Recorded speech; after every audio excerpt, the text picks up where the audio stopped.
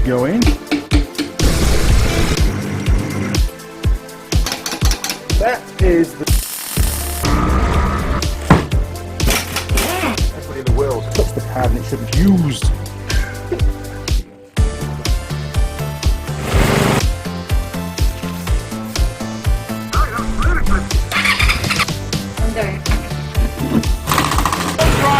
So I've got the, let's take a little... Now then crew, and welcome to the Andy Mechanic YouTube channel. Now this video starts a new series that's going to be basically covering work on a 1992 Toyota MR2. Now I did just do some work on this previously, quite a few bits and pieces over the years. It's my wife's old car. She's now got a brand new little Suzuki Swift, which I don't have to do anything to at all, which is fantastic, because the MR2 was starting to plague us with problems. They're actually quite a complicated machine. There's a lot of wiring goes on in those. They've got electric power steering, which was way ahead of its time for 1992. But hey, you know, just adds to the complexity. And the last problem it had was about a year ago, which wasn't too bad, but wait for it. Where it would just intermittently stop, and then sometimes it would start straight away, other times it wouldn't start for a while. And we narrowed that down to the ignition system, found a couple of faults, and this is all to video, testing the igniter and so on, and the car seemed to be fine for a few months after that, did quite a few thousand kilometers. Then she bought her new car, so it got parked up, the battery went flat. And then I came to start it not so long ago. It started, made a really nasty squealing noise, then stopped, then wouldn't start again. But then, about 2 weeks ago, because I intended to fix it, been intending to fix it for quite a while actually, I charged the battery up and it started. Brilliant. Now's the time to really fix it and get it back on the road so we can sell it, because it's no use to us at all at the moment. We don't have anybody in the family that wants to drive it, and well, to be honest, it's just deteriorating, being stored. I've actually got a bit of rust coming up on the roof. I'll show you that later on. But I need to fix this problem. Now I suspect it's the fuel pump, and the squealing noise was what was happening when the fuel pump was seizing up. Or it could have been aeration, but it's got plenty of fuel in the tank, so I think it was a bearing or a bush or something inside the fuel pump that was basically starting to dip up. And as soon as the squealing stopped, the engine stalled, i.e. loss of fuel pressure. So we're going to go outside and try and start the car. Now remember, it started 2 weeks ago because I want to get it under the canopy. I've finished that ROV, under the canopy is now clear, so I can get the MR2 in there and spend as long as I need to spend on it, fixing it, so we can get rid of it. So let's go and see if it starts.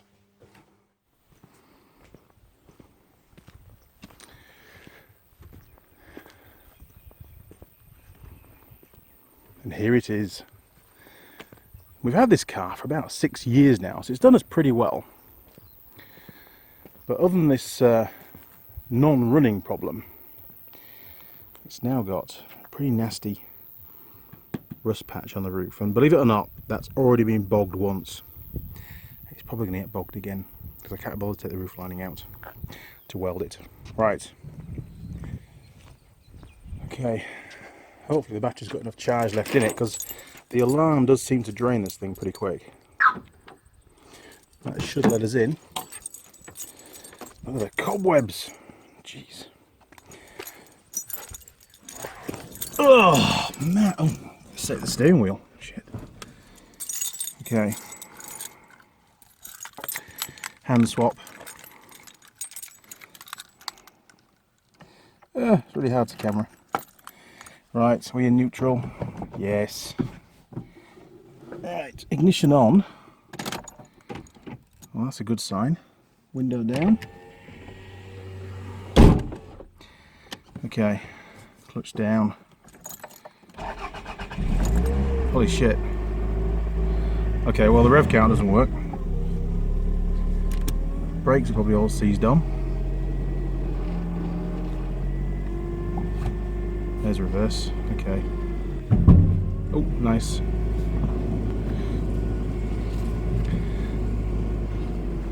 Well, it moves. Ooh, onto the grass. Jeez. Power steering's working. That's a new one. Maybe I should leave this car parked up for more often. Ooh, it's a nasty knocking noise from somewhere.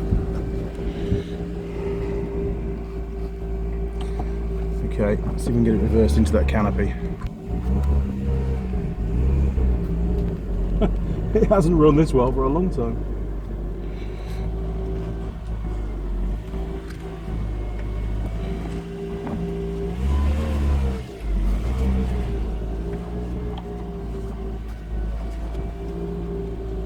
No, I'm not taking it for a test drive because I'm all on my own.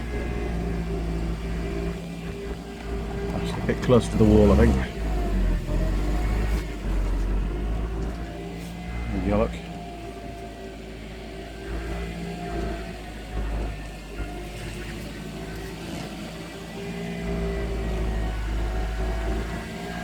I reckon that'll do. Okay.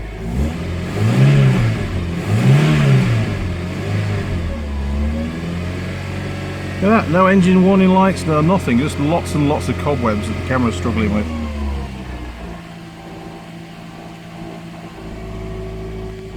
Jeez. Okay. Oh, I didn't touch the key. You hear that? The fuel pump just stopped. Let's have another go. Turn the ignition off. Oh, I don't hear a fuel pump.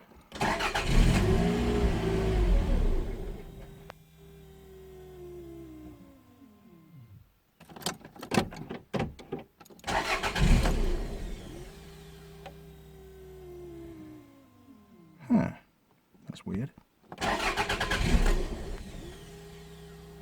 Well, there you go. It's done the fault. Yeah, it doesn't run at all now. I can hear the fuel pump sort of running, and then it stops. That's not good. We should be able to turn the ignition off and back on, and it should prime, and it's not priming. Okay, right, into the workshop, and let's find a manual for this thing. Well, at least I didn't have to push it into the workshop. But it was quite nice of it to actually show us the fault as once we got parked rather than halfway through. And it's a bloody good job I didn't take it for a test drive, isn't it? Because I would have got down the drive, and the drive's pretty steep downhill, and that will be the end of the video for today. Because I really, couldn't be bothered to bring it back up the driveway with the truck. Anyway, okay, so the first thing we need to do is to source a Toyota workshop manual, ideally, for that car. Now, as luck would have it, I've already got one. I did go on the internet, and I think to get the Toyota one, I had to actually pay a very small amount of money, because I don't pay any more than small amounts of money for things, to have access to an online Toyota sort of library of workshop manuals. And that access was, I think, $7 or $10 for 24 hours, so I was beevilly downloading as much as I could to get the information that I needed. Pretty sure that's what I did. It was a long time ago. So it's on the laptop, so I can use that Screencast-O-Matic software, which I use quite a bit now, to record the screen as we're scanning through the manual to find the stuff we need. Because we need to know where to start. Sure, we could do a generic test, but I'd like to just follow the Toyota guidelines, what the manufacturer tells us to do to check that fuel pump and the fuel circuit. Right, before we start the manual, let's just fire up that Screencast-O-Matic. Just for your interest, this is a pretty cool bit of software. It doesn't need internet if you download the standalone version. And we'll just start recording. Now what we need to do is just cover the area of the screen that we want to record. That there should do. There we go. And yeah, we've got volume, so I can do a voiceover on the laptop. Click record. Should give us a countdown. And now it's recording. Okay, so we'll go into the Toyota manual, which is somewhere in here.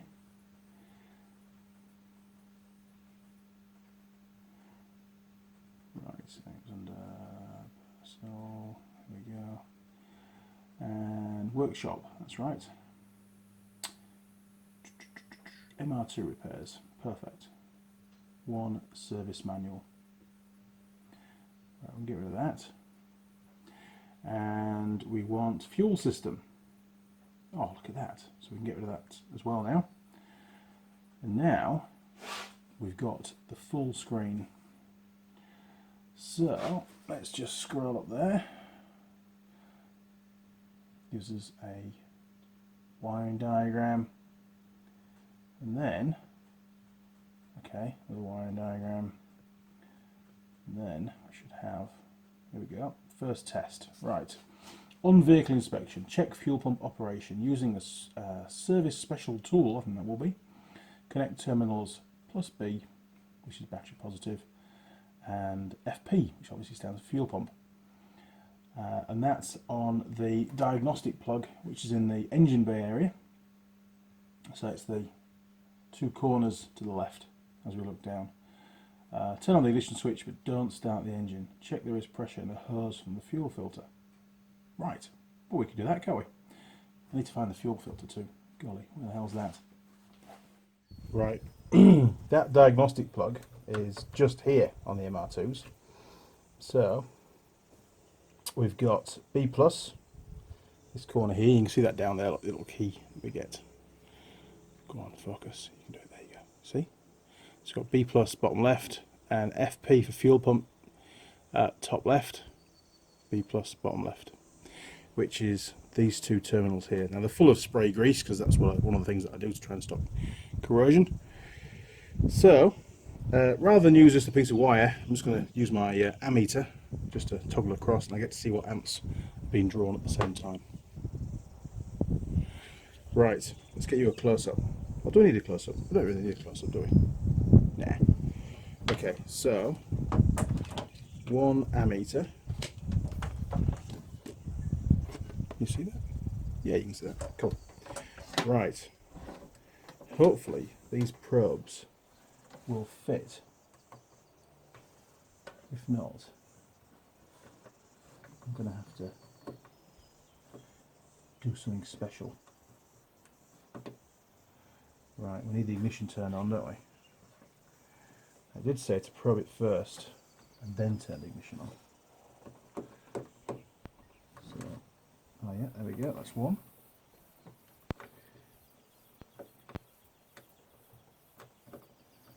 Two. Right, ignition's going on. Right, that's the ignition on. And we've got no amperage draw whatsoever. Okay, back to the workshop. Let's see what the next step is in the manual. Right. Okay. Well, we didn't hear any noise and we didn't see any amperage draw whatsoever. So we've sort of done a better test than that really, so we know what current flow is. So that was a fail. Right, so we've done all that. If there's no pressure, check the following parts: fusible links, fuses, main EFI relay, fuel pump relay. Yeah, but the pump was working earlier on, so we know that all the links and stuff are fine. Okay, I think we should do a fuel pressure check. Why are you blue, stupid thing? There we go. Right, so check battery voltage above 12 volts. We could do an OCV and disconnect the battery cable. Yeah, we can do all that. Okay, let's go and do an OCV, open circuit voltage on the battery, and then disconnect the negative terminal. Right. Okay, right. It's a bigger battery than normal that we put in this truck. So car, little sports car, because it wasn't being used very often. It certainly helps to keep going. So we'll disconnect the negative. It's probably going to really upset the alarm, anyway, not to worry. Right, OCV. It said in the manual it's going to be over 12 volts, hasn't it? Let's see what we get. Oh yeah, 12.44. Perfect. Almost fully charged. Great news. Right, let's go see what's next. Okay, so we've done disconnecting the battery. Yep, done that. Over 12 volts. Should be the other way around really, shouldn't it? So we've disconnected the battery and then done an OCV, which is the right way around doing it. Remove the union bolt and 2 gaskets, that will be the little copper washers, and disconnect the fuel inlet hose from the delivery pipe. So basically we've got to find the fuel rail and connect a fuel pressure gauge. That's easy enough.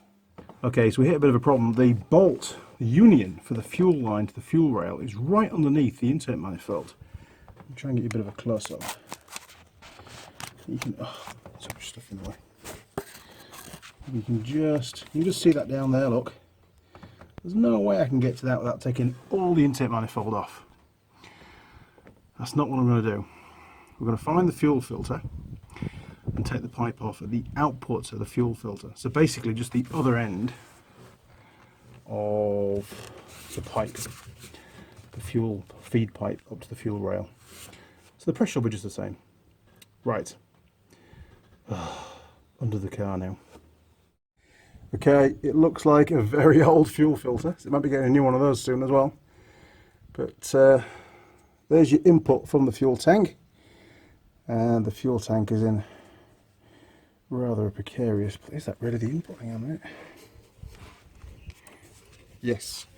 Right, so there's your fuel tank in the middle of the car, between the between the 2 seats. It comes through the rear firewall. And it runs up to the fuel filter, and that's the exit pipe, the supply pipe to the fuel rail. So I've got to undo that union just there, look, 70mm bolt by the looks of it, and install, piggyback onto that, our fuel pressure gauge. This is going to be interesting. Never done one underneath the car before. Oh man, it's one of the hardest camera angles to get right. Okay, so we're going to slack it off. That top bolt, please be a 17. Yes, now, there shouldn't be any fuel pressure in there because the engine wouldn't run if it was. Oh man, that's tight. Okay, it's a 2-handed problem. Okay. Oh yeah, mother, that hurt. Oh. Okay, it's slack. Okay, that's just the residual fuel dribbling down onto me very shortly. There we go, look, perfect. Okay, so what we need out of there is that banjo bolt, so we can go and match up the one that we need. Now, nobody smoke, please.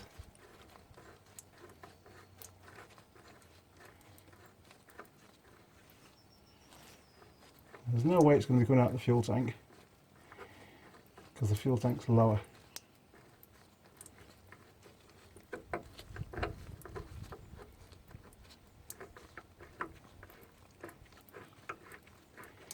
Should be stopping any second now. Right, got what we need, that'll do. Whew. Right, okay, note to oneself, release pressure in fuel tank by undoing fuel cap before doing this job. Didn't say that in the manual, did it? Yeah, the tank was pressurized, and of course that's what was pushing the fuel out. It's stopped now. I'll give it a few minutes to all evaporate away, but we got what we needed. We need basically a union like this that's got an output for our fuel pressure gauge. Let's have a look in the tools and see what we've got. Right, this is a SP tools kit, which don't get mixed up with Sykes-Pickerton. It's not a Sykes-Pickerton kit. Believe me, it's nothing like a Sykes-Pickerton kit, but it's also a fraction of the price. Okay, what have we got? Okay, well, we're going to need the gauge, so we'll pop that out. And we need a union to match this one. Now, this is a really fine thread. Oh, semi-fine. So look at that one. HR. Nope, that's no good. Maybe it's that one. Checking the threads there, like you see. Looks pretty good to me. So we'll be able to install that in replacement to this, and it'll give us an output for our gauge. Okay, pop that in there for now. And we can reuse the couple of washers, that's alright. So I've got one still on the car, and the one that came off with that banjo. We'll stick that on there, look. I'm sure it'll be just fine. If we see a leak, then we'll change it. Okay, and underneath we've got the pipe. Right, so what's going to happen is that end is going to connect to the top of the fuel filter via this new union, and then fuel gauge is going to connect onto there. Brilliant. And we're looking at the red scale. Okay, let's go and get covered in petrol again. Let's go. Man, Erico, you've got it sussed with having a hoist, I tell you. Hopefully I can get into that. Right. Okay. Here goes. Right, you can see the other washer just sneaking out there. So I'm going to steal that. It's very screwy.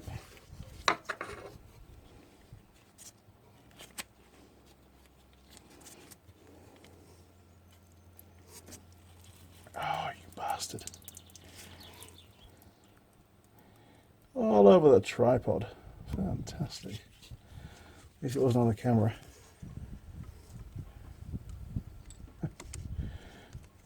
Right. Okay, that's through. Now, the bottom gasket, Toyota call it, don't they? Especially the aluminium. Wash it, okay. Just got to find the thread now. All you can see is my arm. You'll have to imagine a bolt. There you go, look. That's what it looks like. It's not threaded in yet, though. See if I can come in from this side. Alright, has that washer gone? Yes, little bastard, come back. Okay.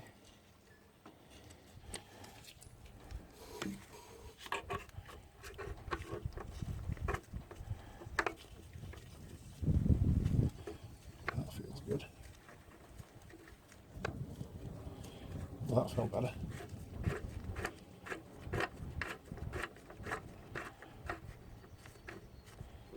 Yes, what genius!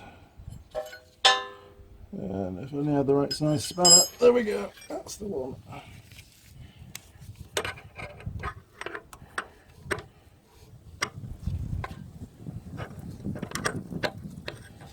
Now,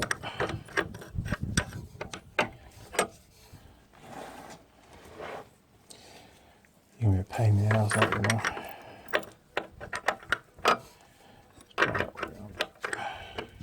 Yes, yeah.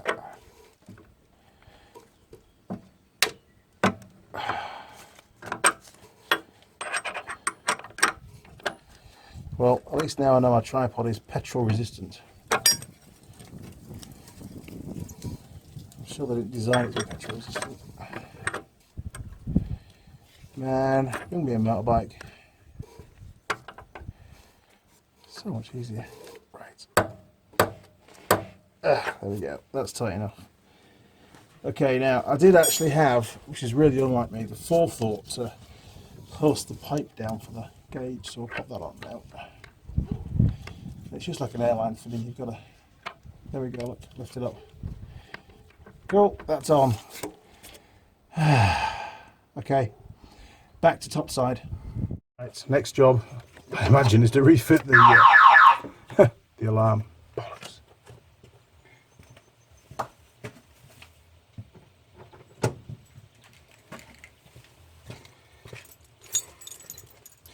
You know, everything about this car, other than driving it, is completely wrong.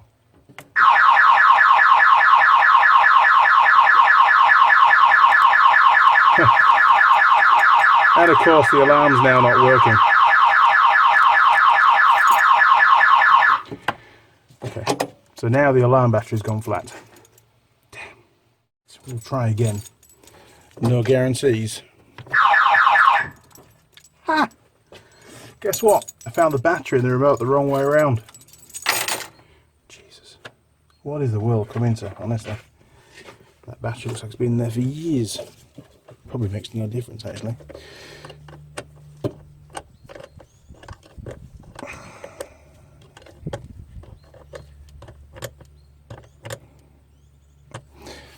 good and tight. Check that one. Yeah, that's cool. Right, let's go and do a pressure test.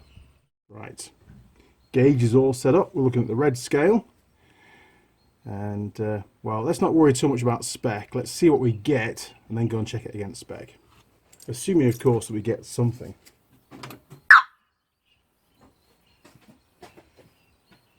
Diddly squat.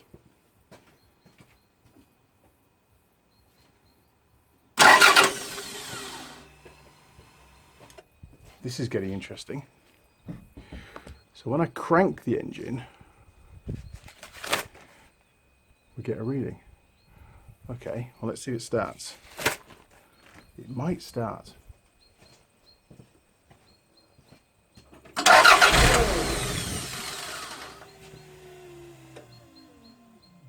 Ooh. Okay.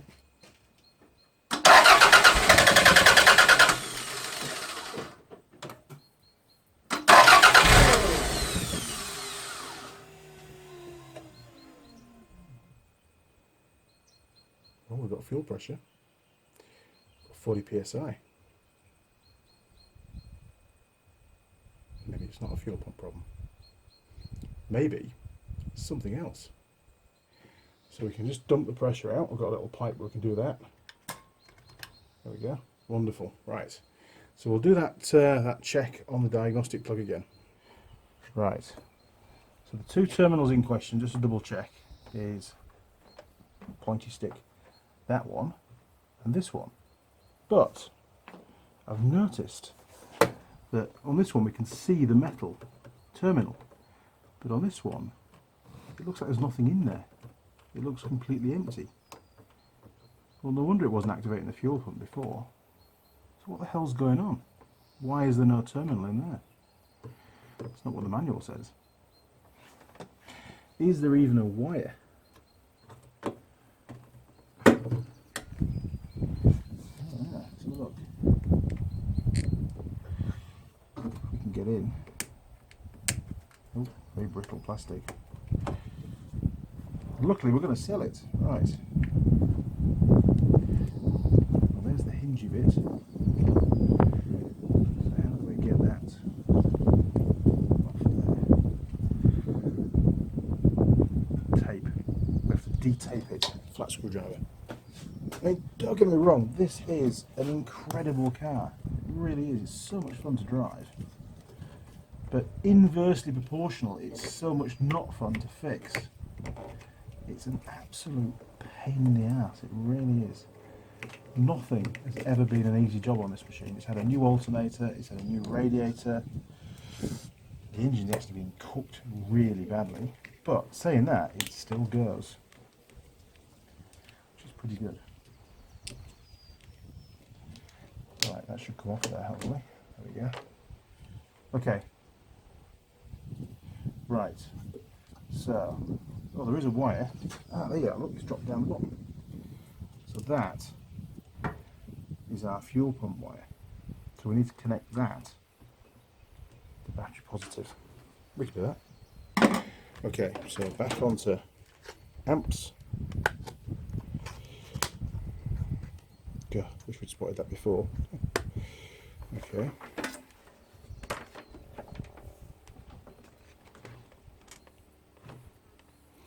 There you go, you can just about make that out, can't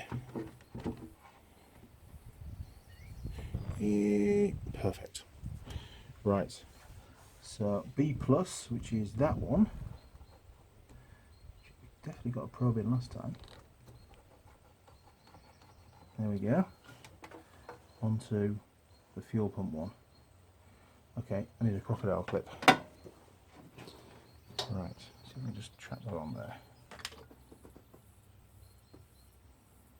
The pub is not far away. Okay. Right, we're on. You still see the screen? Right, we'll turn on the ignition. We should get a current flow.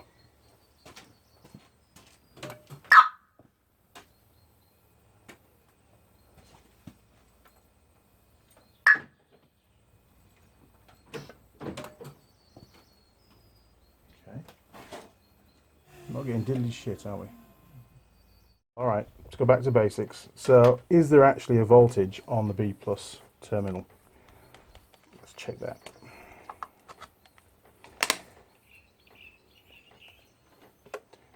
Okay, so we can put this one down to ground.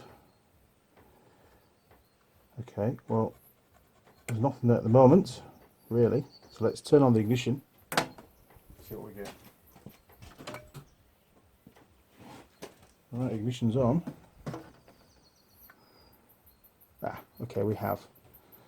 Oh, that's weird. So we've got 12 volts there. But it's not powering up the pump. Why is that? Okay, let's go and check the manual. Okay, so we've done all of this. We connected B plus to FP and we got nothing. Turn the ignition on, we didn't get anything. Only when we started to crank the engine did we get any kind of fuel pressure. Okay, so let's go back up to that original test then. Right, on the using connect B plus to FP. Do not start the engine. Check there is pressure in the hose of the fuel filter. There wasn't. Turn the ignition switch off. Remove. If there is no pressure, check the following parts: fusible links, fuses, EFA main relay, fuel pump relay, fuel pump resistor, ECU and wiring connections. Well, we know the fuel pump works because it primes up when we crank. So we need a circuit diagram. Let's see what's going on here. Okay. So, ignition switch. IG2 ST. Where's there a key? There isn't a key. Great stuff. Okay. Fuel pump. Fuel pump. FP. Oh man, that goes straight into the pump. So if we give FP a feed, why is it not powering the pump? And we should also, when the fuel pump relay is triggered, we should see 12 volts on FP.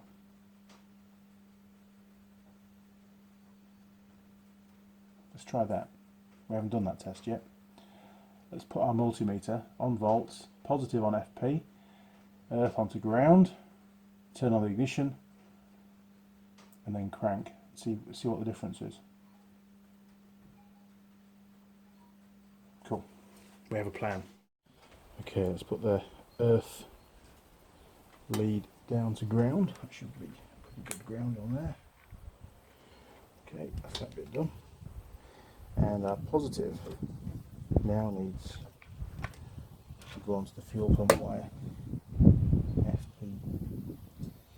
So stick that on there. There we go. Okay, we're on volts. In the right range. Let's see what we get.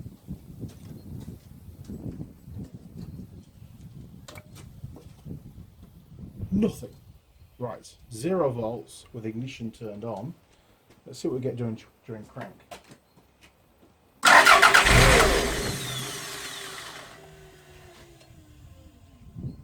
Interesting. So that's why it's being powered. So if we can't put 12 volts on there?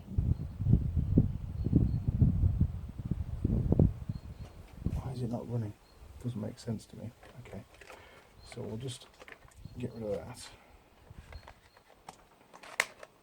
Put it on amps.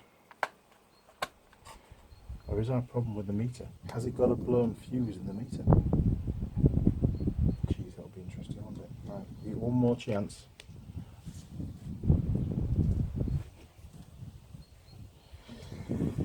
Okay, let's get rid of that. Ignition is on. We know there's 12 volts on this pin. Nothing. Okay. Let's try a different plan. Let's get rid of the multimeter. That should be faulty. And use something else. Right. Split pin. Is that going to fit in there?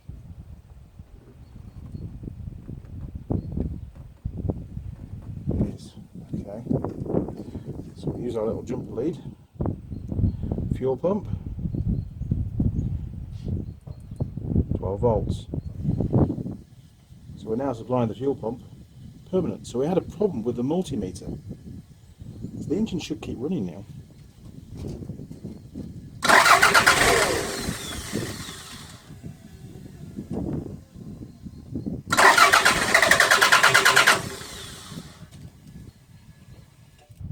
It doesn't. What's going on? Got fuel pressure, 42 psi. And the engine doesn't run. Odd.